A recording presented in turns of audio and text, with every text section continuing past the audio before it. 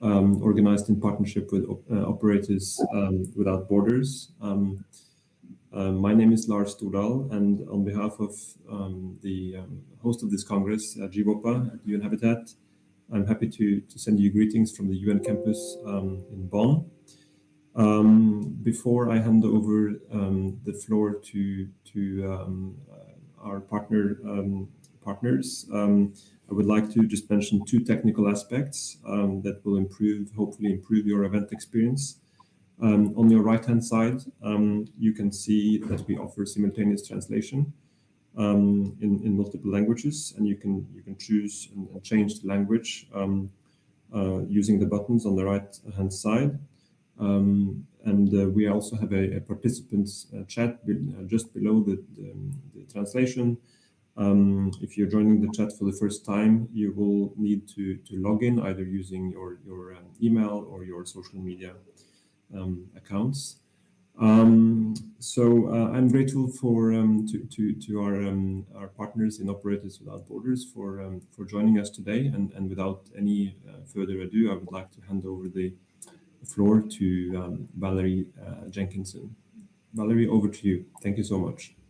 Thank you very much, Lars. And a big thank you to UN Habitat and to GWOPA for affording us the opportunity to share with you the story about Operators Without Borders and some of the case studies that we have been through. I'm going to start by giving you a little bit about just a bit of information about Operators Without Borders, and then I will introduce our panelists who have an enormous amount of experience between them dealing with disasters. So Operators Without Borders is a registered Canadian non-profit charity. We were formed in 2017 in response to Hurricanes Irma and Maria. And one of our panelists this morning, Bernard Etanoff, was exactly the reason we started Operators Without Borders, because Bernard is going to tell you the story about how the hurricane hit his island, Dominica, and how he talked to me about the need for some help with the operators to come and help them rebuild. So we have presently over 60 certified operators signed up to date to volunteer either in disasters or in capacity building. So here's our mission and mandate: to provide volunteers, certified water and wastewater operators and other trained professionals who can support utilities in developing countries following emergency and disaster situations to ensure that safe drinking water and wastewater management services are resumed. I was on a call with Haiti this morning, and one of the things that they were talking about is the difference between recovery and resiliency. And our mandate is about resiliency. We have so many volunteers, however, that we didn't want to waste their expertise. So we put a second mandate in, which is to provide volunteer certified operators and other trained professionals to mentor and train countries' utilities, water and wastewater operators. And we do all of this completely free of charge. And this is a rather astounding figure because we don't have a secretariat, we don't have paid staff, we're all a volunteer organization. But in the last 3 years, we have put in over $1.25 million Canadian in volunteer time, mostly in the Caribbean, but we're also working in South America, we're working in Africa and Malaysia. And I think that's rather an outstanding statistic. I talked about we do capacity building. This is one of our operator volunteers who is an expert in safety, and we trained 120 management and all the operating staff and the safety committee in safety practices, confined space, trenching and excavating, chemical spills. Again, we went there for a 2-week period and free of charge for the utility. And Bernard will talk to you about this. This is Dominica after the hurricane, and I'm going to let him talk a little bit about that.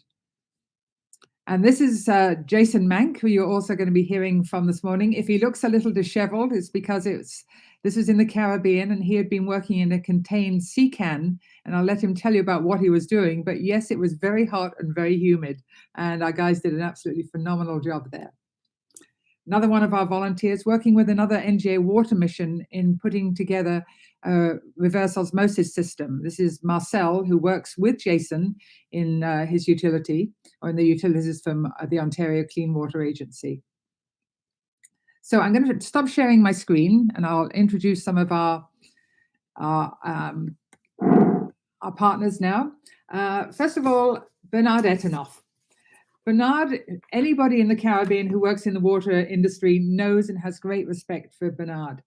He is presently the general manager of Tawasco in Dominica, and for many years he was the chair of the Caribbean Water and Sewage Association. Very recently, 2 weeks ago, at the Caribbean Water and Wastewater Association conference, he was awarded the gold medal for services to the industry, and this is the highest award you can possibly have in the industry. Jason Mank is an environmental technologist. He works for the Ontario Clean Water Agency, where he oversees operations and maintenance for 6 facilities.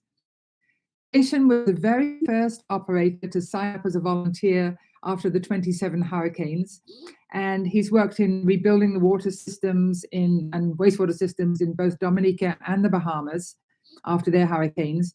And he's now one of our team leads. So he looks after the teams that go out because he's got that experience. He very recently was appointed to the board of directors for Operators Without Borders. Ian McWillam. Ian is the compliance manager for the city of Durham, or the region of Durham, I should say.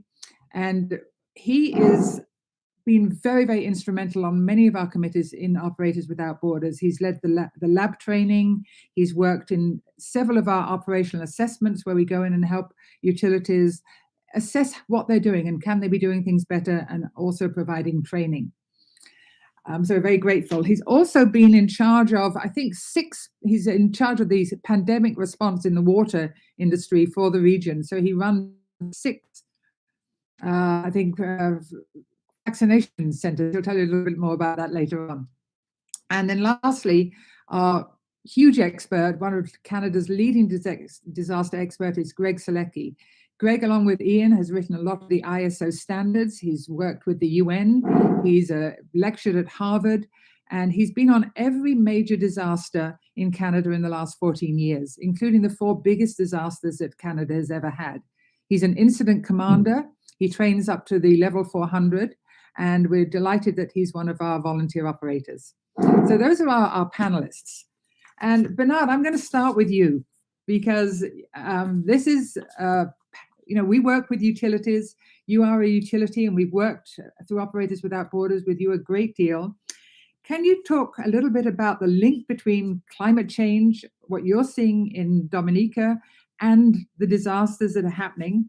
And then talk about your personal experience, your story, for both yourself and your utility. So over to you. I think you're on mute, Bernard. Yes, good morning again. Sorry about that. We, as Valerie has indicated, the general manager for Dominica Water and Sewage Company Limited. Dominica is a small island state. Can I share my screen, Valerie? If the operators, I'm not in charge of that, but yes, if somebody could. Okay. All right. So we have been experiencing the impacts of climate change now for quite some time. We have seen more intense rainfalls. We have seen drought, extended drought periods that we had not in the past. And the rainfalls come now with lots of flooding. They are intense, even for short periods, heavy downpours, which cause landslides and things like that into our water systems. What that does is it increases the level of turbidity, thus rendering our systems non-functional. And that for us is a major challenge. So following Hurricane Maria, and even Tropical Storm Erica 2 years before, what we saw was quite a bit of damage to our water system. Now we operate 42 water systems all over the island, providing water to 98.5% of the population before that, of the households, which are about 23,000. We produce approximately 10 million gallons of water per day, and we also have 3 centralized sewage systems. Now, water in Dominica is basically, we rely on surface water. We do not do any drilling, any groundwater exploration at this point, because we do have an abundance of surface water. So following the disaster, all our 42 systems suffered damages of varying impacts, varying degrees. And we could summarize those damages as follows. Damage to water sector, it was significant and widespread. We had abstraction facilities which are located in rivers, and as such, they are already very vulnerable, and they were all impacted by floods, flooding waters, landslides, and very high turbidity.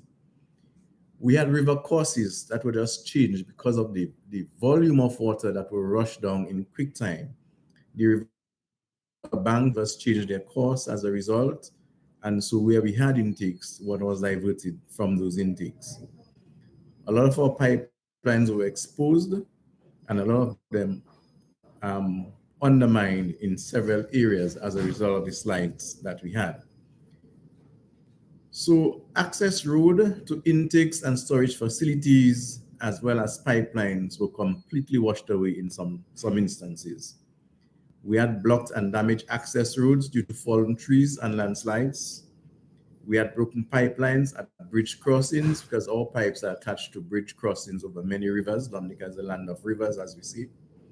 So a lot of pipelines were broken and washed away by the flooding waters. And we had blockages at intakes with large boulders and trees.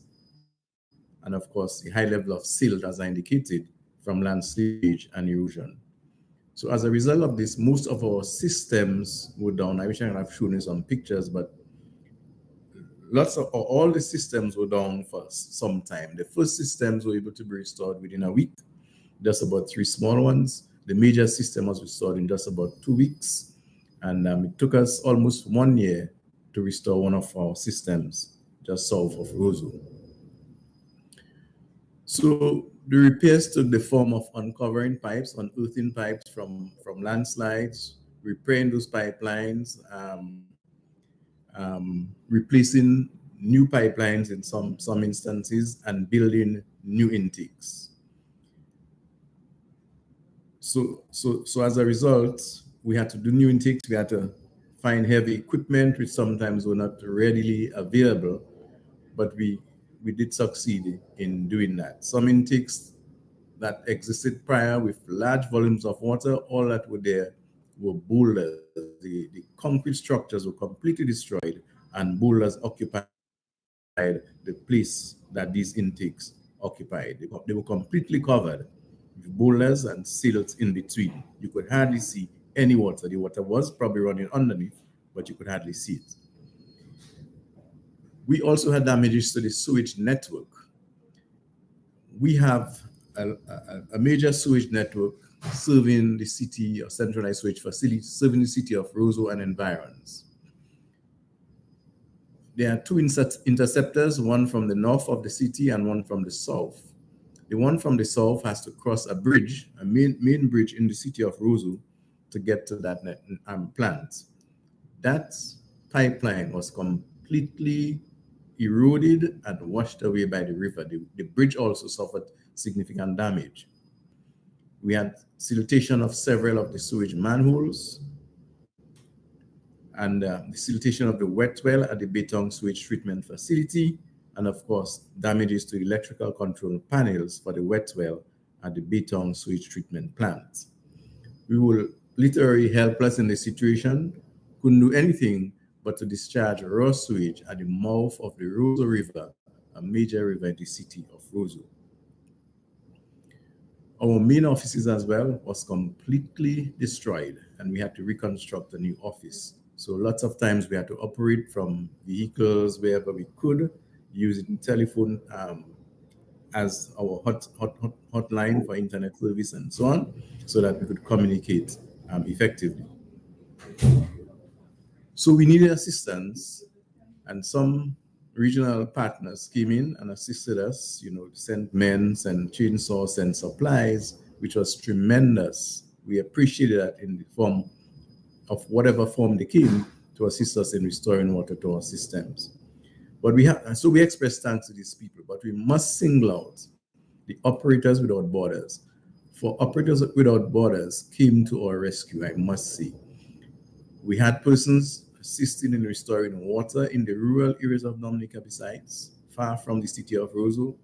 And not just that, they were assisting in restoring the water and repairing pipes, They were also training our people in water resources management, in doing the things properly and so forth.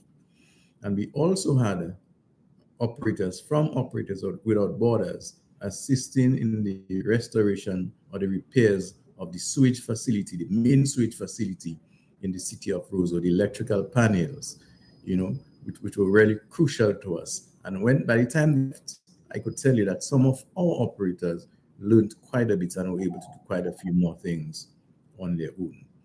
So the assistance was in the form of water restoration, in the form of replacement of sewage, the sewage plant in the city of Roseau, training in the plant's maintenance, training in water resource management, and more recently in the laboratory training for laboratories in terms of improving water quality and maintaining a good water quality. So overall, OWB assisted us in capacity building at the WASCO, and they are continuing to do so. And for that, we are very, very grateful. Thank you, Bernard. But what I'd also like you to tell us So I is say thank you to all those who came to our rescue. Bernard, can you hear me? Hello? I'd like you to tell us your personal story, because you were off island when the hurricane hit, but your family was there and you had to get back. Can you just take 2 minutes to tell us your story of how you got back and what it was like when you first arrived? Yes, Valerie, thank you. Actually, I was in the Bahamas attending a UNESCO IHP conference when on the Monday morning, I was informed that a storm was approaching and in fact hit Dominica. I couldn't attend the conference. I had to simply get a ticket, purchase a ticket, left the Bahamas in the afternoon, got to Jamaica, then to Trinidad, got to Barbados just after midnight. Spent the rest of the night in Barbados, got into St. Lucia very early in the morning, trying to see what boat, what anything I could get to Dominica. Couldn't find anything.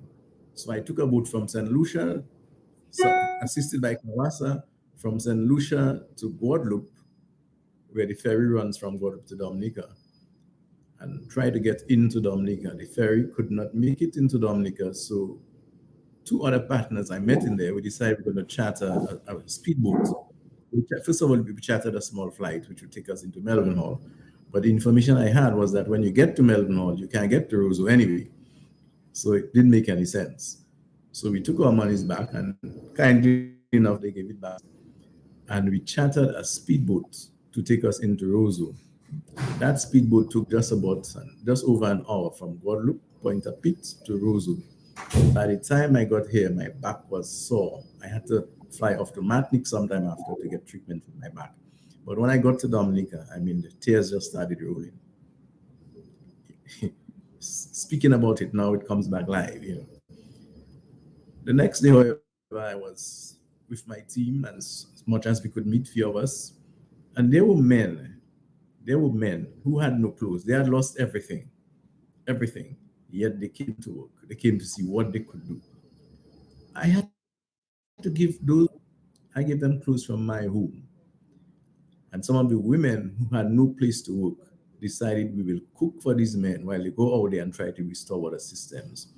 So this is one of the lessons we learned coming out of this thing. So even in our preparation plan for hurricanes and our disaster plan, our contingent of operations plan, we have now built in assistance to our workers as a major part of that plan.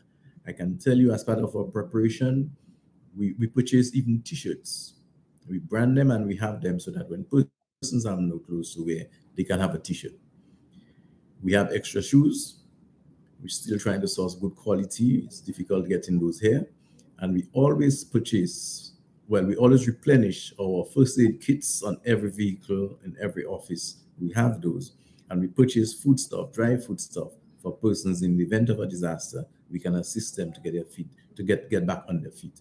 So it was a learning experience as well, and we now learn how to prepare even better for these disasters. Thank you, Valerie. Thank you, Bernard. And that leads us into, I'm going to turn this now to Jason. If you're able to turn your camera on, Jason, because you led uh, the mission to Dominica and also were the first on the ground with Operators Without Borders into the Bahamas, which was a very different experience. So you can talk a little bit about what Bernard has talked about, fill in a little bit about what you did there, but also talk about what you've done in the Bahamas and what Operators Without Borders does. So 5 minutes for you to give us an overview. Well, Bernard, it's lovely to see you, and you've said a lot about what we already did in Dominica. It was a life-changing experience for me.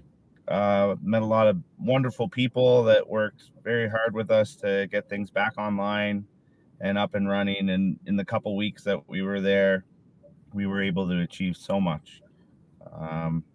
As Bernard said, they had lost their. I worked predominantly on the wastewater and Roseau, and they had lost that system, and a lot of the electrical had been washed out by the storm. So we had to go in and clean everything up and then retest everything and get it up to a standard that the city was then able to come in and power back up the plants and the pump stations. And then with the help of the workers, we were able to clear a number of the lines and get some of the pump stations back up and running and get water back processing through the main plant, and then actually have it distributing and removing solids and not being discharging into the river, as Bernard had said. It was a lot of work, and the guys worked very hard with us there. I have nothing but good things to say about them, and everybody helped out. We were able to accomplish a lot in such a short period of time. It was complete the devastation to the infrastructure, as Bernard was saying. The main pipes were washed right out under the river. We also had operators that were helping with the fresh water and connecting the water lines, and we got some water to, I think, 3 other towns while we were there. It was a wonderful experience and just eye-opening to be able to help out and lend our services that we do every day as an operator, the things that we take for granted, that we can help and train. And I know that all the operators there were very happy that we were able to be there and help them and train them on some of the equipment and give them some tips and insight. As Val alluded to, Bahamas was a much different kind of disaster. We still had water running through the lines, but it was all salinated. Unfortunately, when the water came onto the island, it flooded out a lot of the island and filled their wells with salt water. So we went together and put together a bit of a testing strategy that we went to all the wells, tested each well to see the salinity levels, and then we would bring the ones on that were good or repair them. We even went to a number of the old well grounds where we found a lot of good water, and repaired the wells and then put them back in and took out the ones that were high in salinity levels. So it was a much different type of disaster, but again, we were very lucky to have other organizations that we were working with, and we were able to lend our expertise to them and bring what we do on the daily as operators in and help everybody out there. Do a little bit And of Jason, training. I think that you've retained those relationships. It isn't just that we go in and then that's the end of it. I think you're still in touch with people and still providing information to them when they need it and a little bit of help. Yes, definitely. We have WhatsApp, and we're able to be in touch with everybody. We talk to each other at Christmas and on special occasions, and whenever they have questions, they can simply pick up their phone and reach out, and we can help them from abroad. So it's definitely created lifelong friendships and relationships. It's been wonderful that way. And I think one of the things that you saw in both Dominica and in the Bahamas was the fact that what Bernard alluded to, that the crews can be really traumatized. And whereas we can go in fresh, we can work 12 hours a day, and there's not a problem. Whereas a lot of the crews, they don't have a building to go, they don't have a home to go back to, they don't have clothes, and they have to look after their families. So they sometimes are not able to put in the same amount of time as that Operators Without Borders can go in freshly and be able to do that. So if you talk about that, and also the equipment that you brought and left. Yeah, no, that's exactly right. We came in with, so to speak, in Dominica, we came in about 3 months after the storm. So we did have fresh legs. They have been working for the past 3 months, cleaning up the roads, getting it so people could get around the cities again.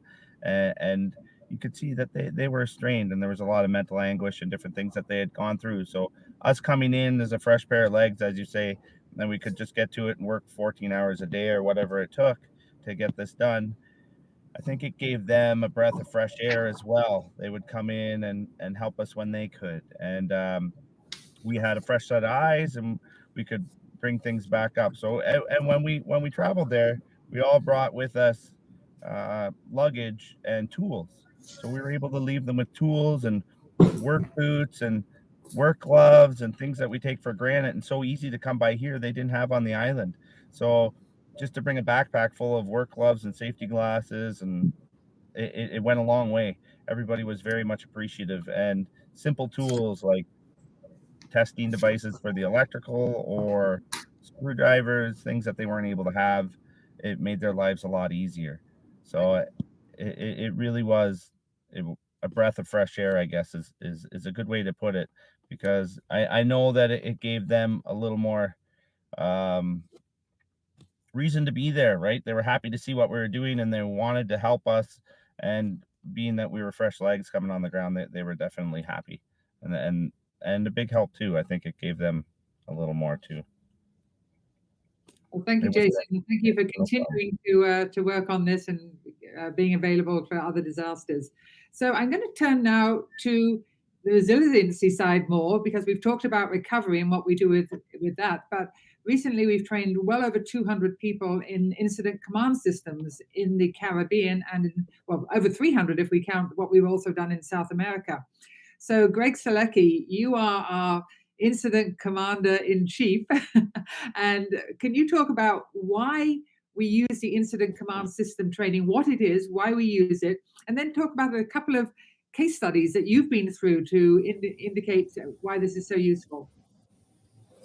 Yeah, thanks, Val, and thanks everybody for having me. And it's quite a pleasure to be here speaking with the Congress and with this panel.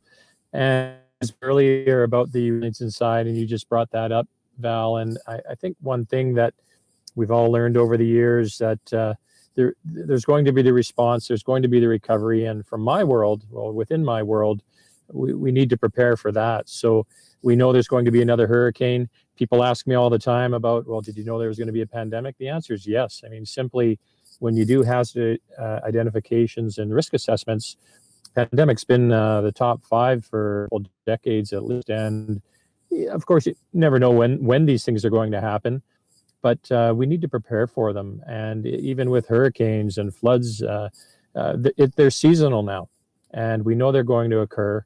How do we respond to that? How do we prepare for that? How do we become more resilient? And that's where the mitigation and preparedness comes in. Mitigation for some of the factors that can be put into effect that we've learned from exercises, and we've learned from accidents and other training that's done. And more on the preparedness side, there really is a way to manage emergencies, major emergencies, and disasters. And that's where the incident command system comes in. I know there are other management systems throughout the world. I'm familiar with quite a few of them. And what I've learned is that really it's the procedures and methodologies that are very effective when we need to manage these types of events. And that's where the resiliency comes in. Because when we're doing the training, when we're doing the planning, creating response plans, creating contingency plans for hurricanes, looking at the business impact and performing a business impact analysis on something like the water sector or the wastewater sector, we start to understand the impacts from the interdependencies of critical infrastructure. And what I mean by that is how important the hospital's water, how important is it that the police stations, fire departments have water and to use it when they need it to be used. So when we're looking at business impact analysis, those interdependencies, it becomes very important to have a process in place or a certain methodology in place to determine and prioritize how we're going to use our resources. So we know even within the water and wastewater, some things have to happen in steps and in stages before something else can occur. It's the same thing with these interdependencies. If we don't have a road network, how are we going to get to the hospital? If we don't have water at the hospital, how are they going to perform some of the life-saving surgeries, perhaps, that they need to perform? So when we look at training within the incident command system, not only are we looking at response to some of these, but it also takes us back to asking the questions: how prepared are we? What does the impact to our industry look like? And what about our stakeholders and other pieces of infrastructure? And it's important to have people trained. And you mentioned we've done a lot of work with the Caribbean and South America now. And this is where the resiliency comes in effect, because now we're training people and there's a better understanding so that when they have an incident, they're more prepared and ready to undertake what is needed.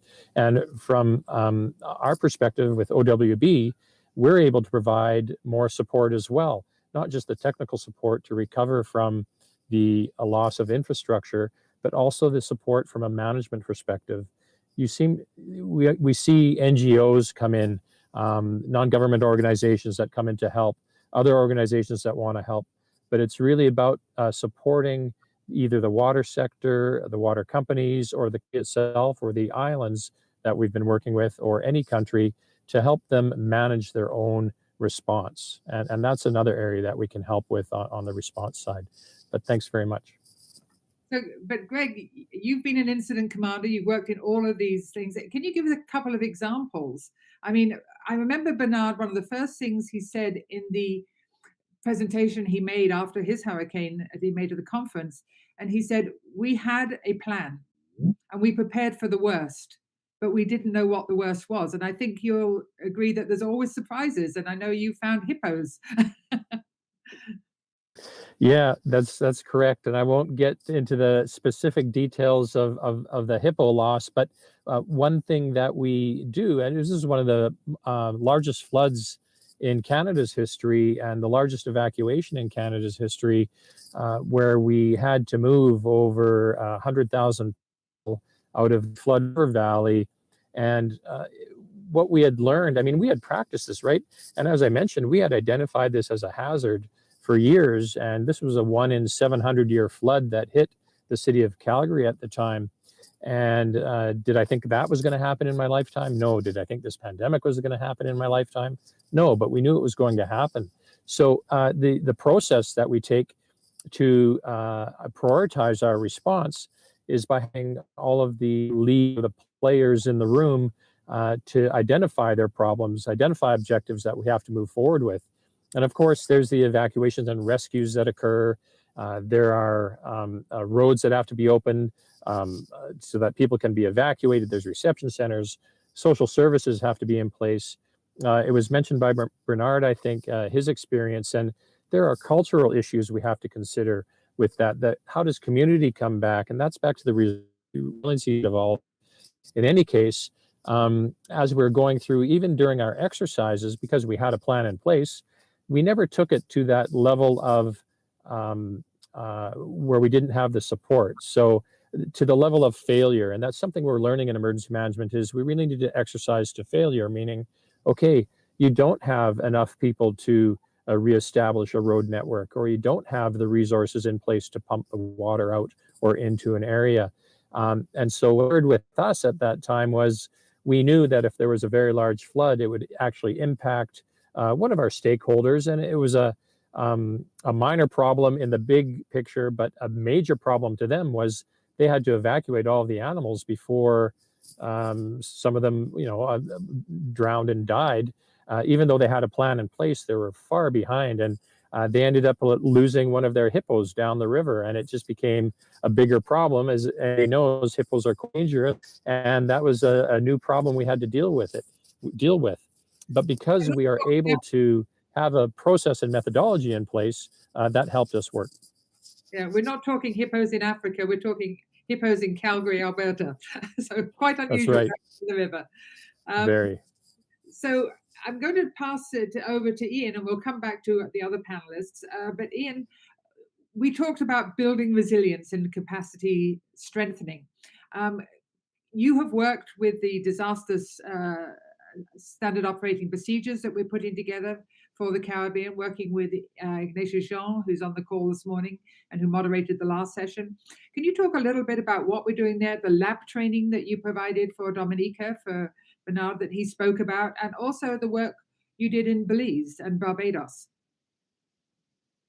Yeah, sure, Val, thanks. And also thanks to the participants and the organizers for allowing me to speak today. Operators Without Borders kind of has two areas of focus, and Jason did talk about our disaster assistance, and we're certainly willing to help in that aspect, but we also hope that during times when there's no disasters, which we hope is the majority of the time, is we also go in and help and do resilience and training in times of non-disaster, so that when a disaster occurs, the utility and the management there have a better idea and a way of handling the disaster, and hopefully it'll save some time, save some lives, and save some effort. So we've done a few of those that I've been involved with. One was with the Duasco for Dominica staff. A recent hurricane a couple of years ago had damaged their facilities and also damaged their lab facility. So upon rebuilding the lab and getting some new staff, Dominica reached out to Operators Without Borders and asked about some potential training we could do. So this was a new area for us, and also too, because it was virtual, it's a little easier with the hands-on training, which is desired. But because of COVID and other restrictions, we had to do it virtually. So what we did was we assembled a team from the region of Durham lab. We have an accredited lab here, a very large one, and we just went through the basic areas, health and safety, handling lab apparatus, and then specific tests. And Dominica staff were very good. Really knew their stuff as well. So this was just a chance to kind of look at what other locations are doing, what other labs have for equipment. And it went very well. We managed to get some live video with some actual laboratory technicians conducting the tests on the equipment that were available to the folks in Dominica.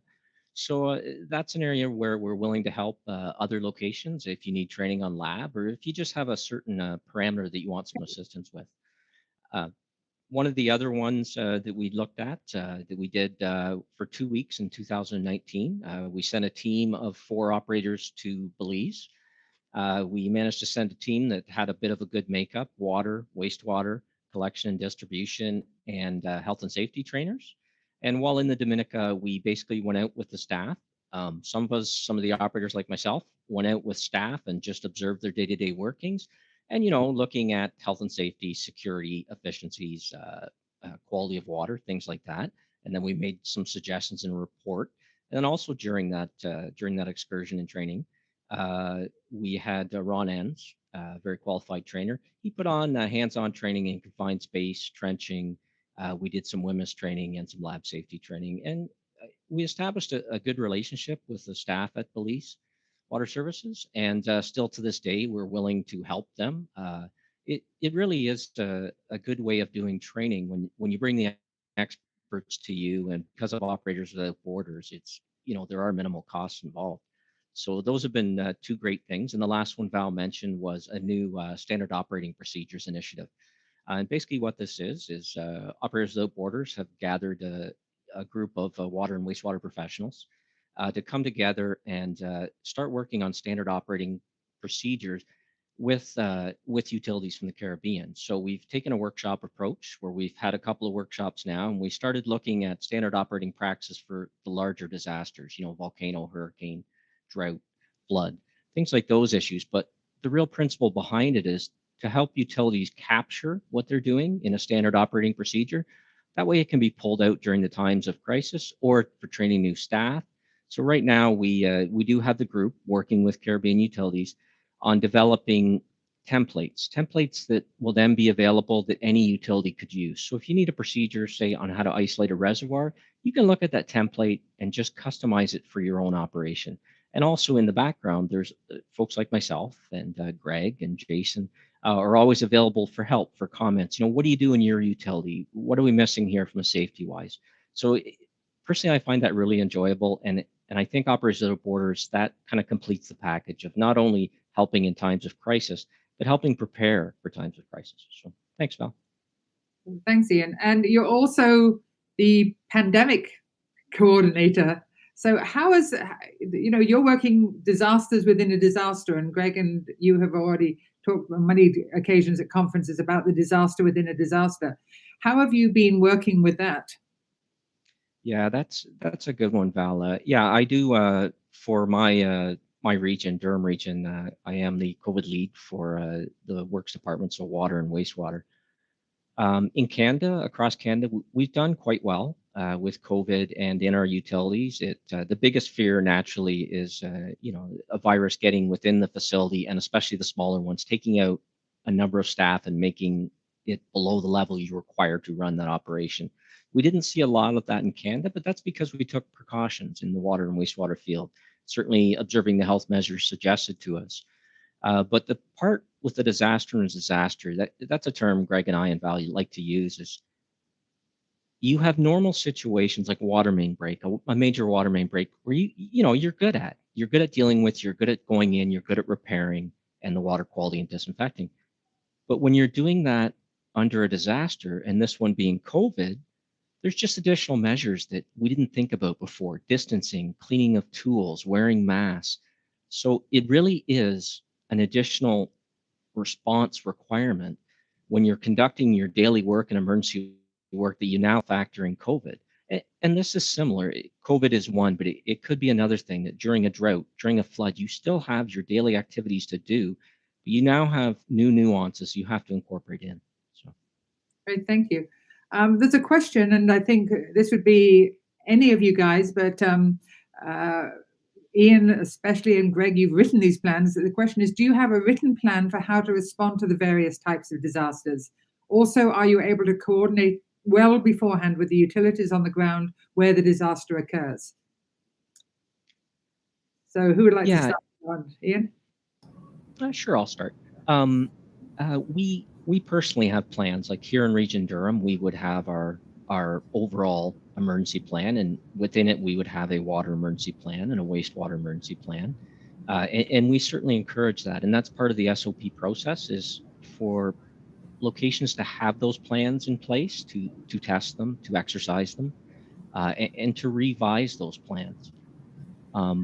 Greg actually, outside of Operators Without Borders, Greg in his normal job worked quite nicely with the region of Durham to help develop ours. And then as you develop them, then you take them over. So now Greg doesn't help the region anymore.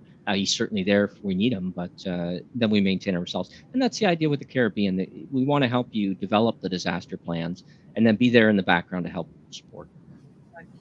So Greg, over to you, because this is your area of expertise. This is what you do every single day, is help utilities write plans. And you do a fundamental, but you also do things at a much reduced cost in developing countries with Operators Without Borders.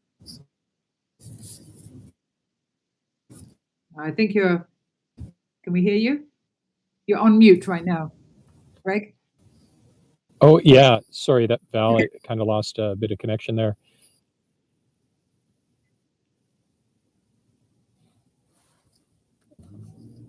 There we are.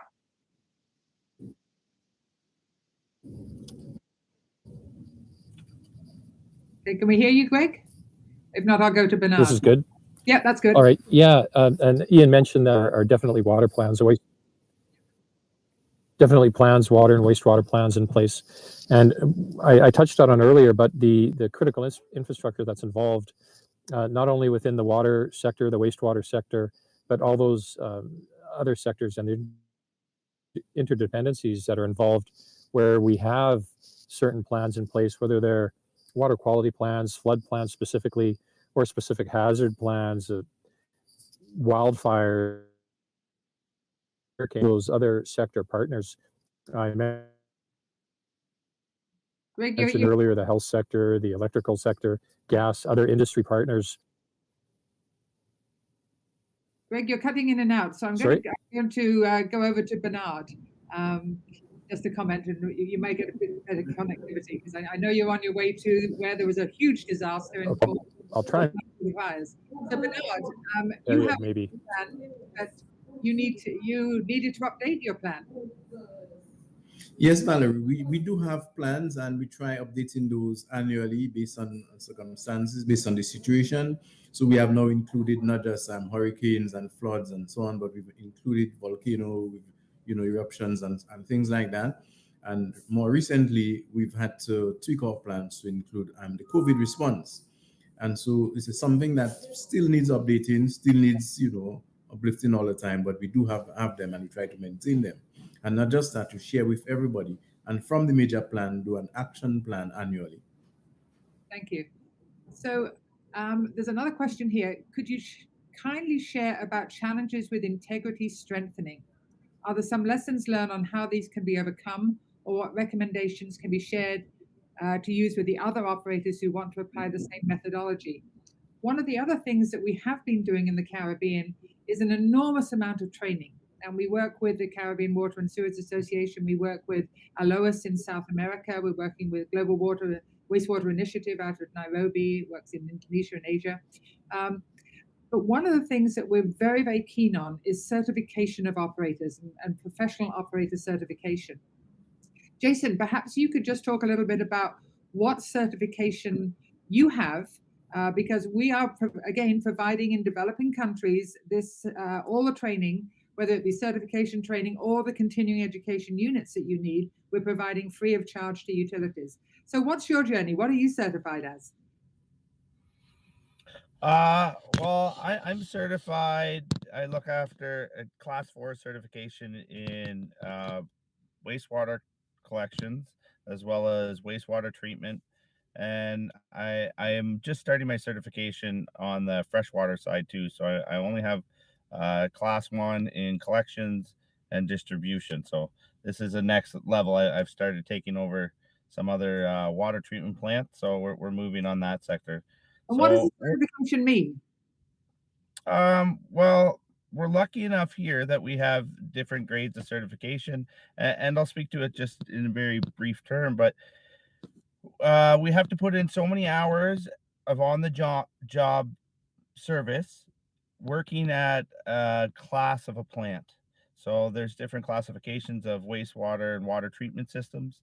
So when we work at that classification of a plant, we're allowed to be certified up to that, and we have to do regular testing, and then work at that facility for X period of time to be allowed to be certified at different levels. So some plants are level 1, 2, 3, or 4, and then through years of testing and working at these plants is where we get the certification. And in Canada and most parts of the North America, certification of operators to make sure that we have safe, potable drinking water and people know what they are doing is mandatory. That's correct. Yeah, there was 2 disasters, Flint, Michigan, and also Walkerton, where a lot of people died because of bad water. And in the reports and the investigations that were done afterwards, they found that the operators weren't trained well enough. And that this is where this certification came from. Ian, you're a compliance manager. Do you want to just comment on this?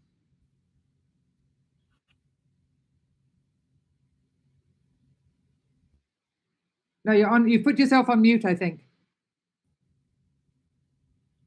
We love Zoom. There we go. Thank you, Val. As Jason was saying, yeah, in North America, we do have the classification system. Each plant is rated basically on how difficult and how great the technology is to run it. So you have class 1 is the easiest, like a lagoon system, where class 4 is a mechanical plant. So you want to match up the operators at the same skill level. So Jason is a very advanced operator, so he's a level 4. Myself, I'm a level 4 as well for wastewater treatment and collections. So the plants we can work at are more advanced. So what there is in Canada is, and certainly in Ontario, there's regulations that in order to work at a plant, you must be the class the overall responsible person must be the class of the plant, and then the other staff can be a little below. But it is taken very seriously in Canada. There are recent charges against operators for operating without a license. Their license had expired, which means they can no longer operate, just like your driving license. And it really is a good thing. It not only kind of solidifies the importance of operators and how they are professionals. They need years of training, they need testing, they need on the job. And that's also the approach we take with Operators Without Borders. We try to assist in the fact of giving procedures, giving the training, and giving the evaluation of those who took the training. So it really does strengthen, and it gives a lot of credibility to your operations to go down that path. And if it's not regulated in your area, that by no means you can't adopt that way of thinking. That looking at your plants, deciding the ratings, and then gearing your operators to go through the process that others do to get to that level of running that plant. Thanks, Val. Okay, and what we use in most of North America, certainly all of Canada, and we are working in the Caribbean as well with the CAWASA, is the Associated Bird Boards of Certification. And it's a very, very rigorous program, very, very well thought out. Bernard, I'm going to talk to you because we've been training, certifying operators through Operators Without Borders, providing the training so that they can take their exam. And several of your operators have gone through the training now and have taken their exams. And what's the need and how do you see the benefits? If you could unmute yourself and just respond to that.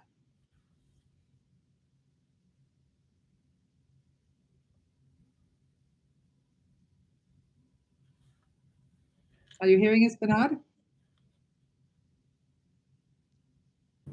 Sorry, Valerie, can you repeat, please? Yes, certainly. And if you want to put your video on as well. We've just been talking about the certification of operators and continual training, the continuing training, and Operators Without Borders has been providing that because there isn't a lot of training that's available in the Caribbean at an affordable rate. So this is where we've been trying to step into this gap. So your operators have been going through this training program. Can you talk a little bit about what it means to you to have certified operators? Yes, well, Valerie, clearly it's something that we recognize that we have to be doing at this point. We know we do supply water, for example, to cruise ships and other vessels plying Dominica's ports. And we know this is something that's going to be required, that our operators have to be certified. It is not yet mandatory, but we are taking steps to ensure that happens. So Operations Without Borders has been assisting in that regard. Also, the Caribbean Water and Sewage Association, CAWASA, through the ABC certification program of the United States of America. So it's something that we take very seriously. And again, we appreciate support that we receive from OWB and from CAWASA in that regard, because we recognize it's something that we have to do more of. And the interesting thing is, though, I must say that all operators are keen on it and they are participating, and I very, very much like that. So yes, it's something that we take. Some of the operators went through the program and they've said having that piece of paper that's internationally recognized and having the feeling that they are competent to do the job has given them a great source of pride. That is very correct.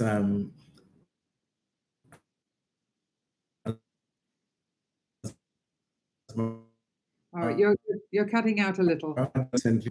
Oh, sorry. On a radio program from all of these countries, Barbados, St. Lucia, Dominica, and we were speaking of the benefit of the training that they are receiving. So it is something that they take very seriously as well. I must say, though, I have to leave shortly. I have to attend the state funeral of one of our ministers, who was my PRO just 2 years ago, less than 2 years ago.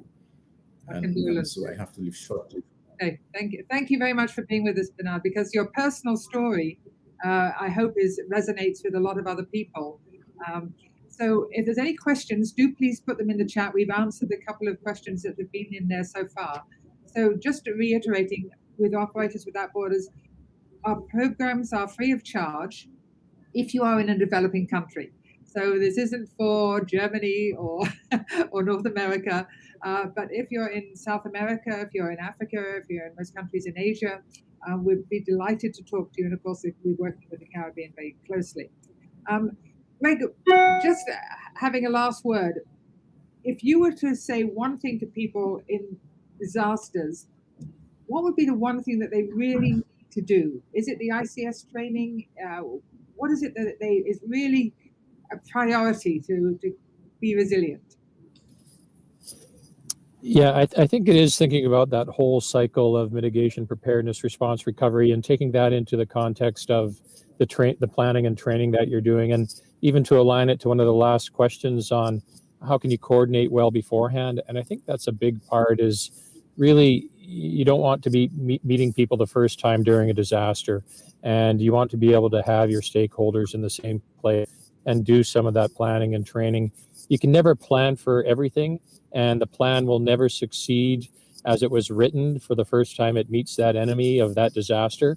So you have to understand what your processes are and what your methodologies are available to you so that you can deal with anything that's thrown at you. Bernard, last words from you. Well, I just want to say thank you very much for this exposure. I think it has. I'm happy that we were able to meet with the Operators Without Borders. We have received tremendous support, and it's a learning process. We have new challenges. We face new challenges every day, and the better prepared we are, the better we'll be able to succeed. I mean, new COVID is going to be here, but with the support that we've had regionally and extra regionally, thank you very much to everyone. Thanks, Bernard. And of course, COVID has put a dent in Operators Without Borders, because normally we are sending people to disasters. If you are an operator in a developed country or anywhere that has some skills, we would welcome you to come and join us as a volunteer. We have a website, Operators Without Borders. Just Google Operators Without Borders. You'll come to our website and you can sign up. We look for trainers. We look for people who are operators who would be willing to lend their skills to help in other places where there is a disaster, or in the training on an ongoing basis. Because the more resilient you are and the more prepared you are with your people, and the more they know what they're doing, the easier it is to recover after the disaster. So just to, we've got a couple more minutes. Ian, a couple of words from you. Yeah, sure, Val. Just to kind of go on about what Greg was talking about when he got cut off earlier, he touched on interdependencies. And what that is in order to be resilient, you have to realize what other sectors can impact you and how you impact other sectors. You could have all the plans in the world, but if those plans rely on you having telecommunications and power throughout, they're probably not going to succeed. You have to realize that chemical suppliers impact you, electricity suppliers impact you, and also your water. No sector can survive without water, whether it's hospitals, cooling for generators and air conditioning. So there really is those interdependencies, and you need to reach out to the other sectors. And the best method is actually to get together and discuss them. How you'll find almost every other industry writes their emergency plans saying that they'll have perfectly drinkable water all the time. So they need our help and we need their help. And like Valerie said, Operators Without Borders, we're ready, we're willing, we're waiting for COVID to allow us to come back and help. Thank you. So I think you can see that all of our volunteers, they work in the industry. They're not full-time humanitarian aid. We're quite different from the wonderful work that's done by most NGOs, who are first responders. They go in, when there's a disaster, they're there in the first couple of days.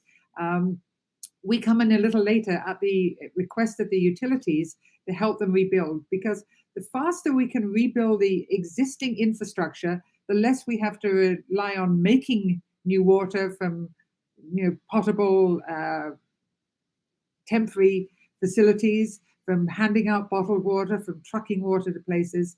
So Jason, last words from you. You're an operator, you're certified, you've done all the safety training, you've worked in Operators Without Borders in many aspects and now on a board. So I'm going to let you have the last word. Operator to operator, talking to your peers out there. I would just like to say thank you first off for all of you being here and giving us this time to speak with you and have this session. We are very lucky to be able to give our experiences that we run day to day and use every day to help other people. And it's meant tremendous amounts to me, and I know the other operators that work. So if you want or have time, please look up our website, and we would love to be able to help you and show you what we can do. So, or come on down and be a part of us and be a member. You can see Great. all that online. So thank you So for your time. Bernard, Ian, Jason, Greg, thank you very, very much for again giving of your time this morning to share your experiences. We're, I think, right on time. And Lars, I'll hand it back to you. Okay, thank you, Valerie, and all colleagues. It's been a great pleasure, great session. We also look forward to continuing the conversation with you from the point of view of GWOPA. So nothing else from me. Have a good day, good night, and see you at hopefully tomorrow at the Congress. Terrific. All right. Bye, everybody. Thank you. Bye, everyone. Thank you. Thank you.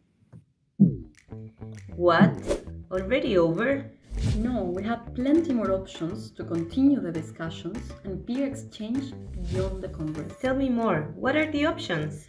Well, GWOPA membership, for example. By becoming a member of GWOPA, everyone can connect to a global alliance of practitioners and experts. There are two ways of becoming a member.